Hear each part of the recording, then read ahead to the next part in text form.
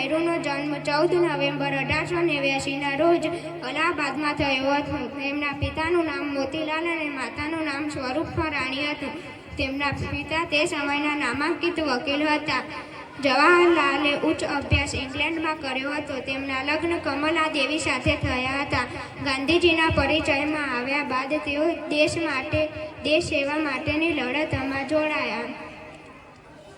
પિતાની અઢળક સંપત્તિ તેમને દેશ સેવામાં અર્પણ કરી દીધી. અંગ્રેજોએ તેમને ઘણી વખત જેલમાં પૂર્યા. જેલવાસ દરમિયાન તેમણે કેટલાક પુસ્તકો લખ્યા.